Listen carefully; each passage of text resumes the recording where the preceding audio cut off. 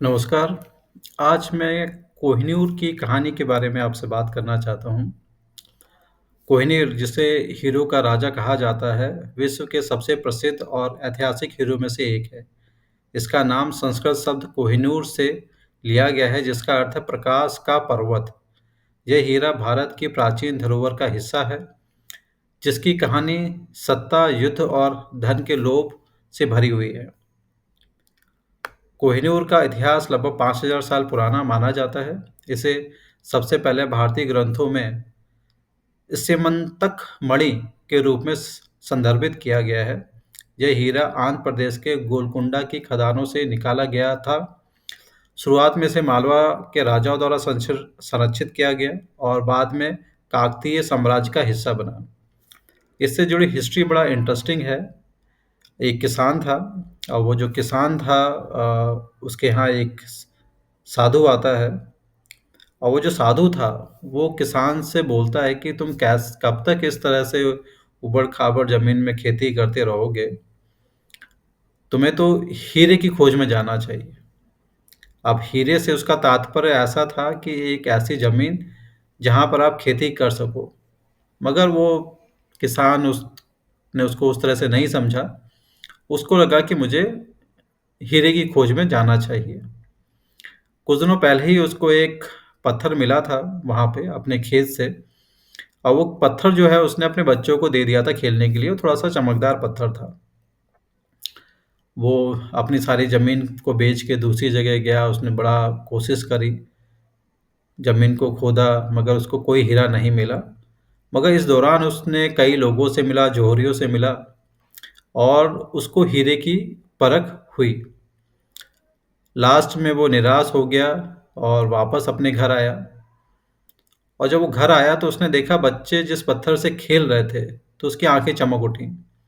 उसने देखा, अरे ये कोई साधारण पत्थर नहीं है। ये तो वही पत्थर है जो मैंने अपने बच्चों को खेलने को दिया था, बल्कि ये एक हीरा है। और बाद में उसने उस हीरे को महंगे दामों पर बेचा। उसने कोशिश करी, वो जो खेत उसने बेचा था जहाँ से उसको ये हीरा मिला, वापस पाने की, मगर ये बात फैल चुकी थी और वो अपने वो जो बिके हुए खेत से उनको वापस नहीं खरीद पाया। बाद में ही ये जो जगह थी वो गोलकुंडा की खदानों के नाम से प्रसिद्ध हुई। 14वीं शताब्दी में यह हीरा दिल्ली सल्तनत के सुल्तान अलाउद्दीन खिलजी के पास पहुंचा, जिन्होंने इसे काकतीय साम्राज्य पर विजय करके हासिल किया। इसके बाद ये विभिन्न मुस्लिम शासकों के हाथों में गया। बाबर ने अपनी आत्मकथा बाबरनामा में कोहिनूर का उल्लेख किया है और इसे अपने खजाने का अभिन्न हिस्सा बनाया। मुगलों के शासनकाल में यह हीरा मुगल साम्राज्य की शक्ति और वैभव का प्रतीक बन गया। शाहजहां ने इसे अपने प्रसिद्ध मयूर सिंहासन में जड़वाया। 1739 में फारस, आज का ईरान, के शासक नादिर शाह ने दिल्ली पर हमला किया और कोहिनूर को लूटकर अपने साथ ले गया। माना जाता है कि उसी समय इस हीरे का नाम कोहिनूर पड़ा। नादिर शाह की मृत्यु के बाद यह हीरा अफगानिस्तान के अहमद शाह अब्दाली के पास चला गया और उसके वंशजों के पास रहा।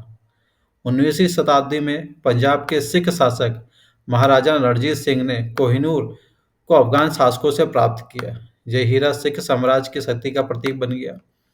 रणजीत सिंह ने अपनी मृत्यु से पहले इसे जगन्नाथ मंदिर को दान करने की इच्छा व्यक्त की थी, लेकिन उनकी मृत्यु के बाद यह ब्रिटिश ईस्ट इंडिया कंपनी के कब्जे में आ गया।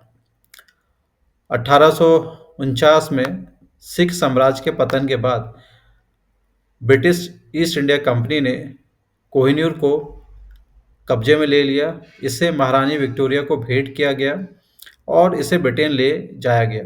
वहां इसे पुनः तराशा गया, जिससे इसका आकार छोटा हो गया, लेकिन चमक बढ़ गई।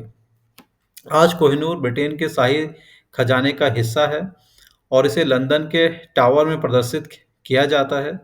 यह ब्रिटिश शाही परिवार के मुकुट में जड़ा हुआ है। हालांकि भारत, पाकिस्तान, ईरान और अफगानिस्तान ने कोहिनूर पर अपना दावा पेश किया है।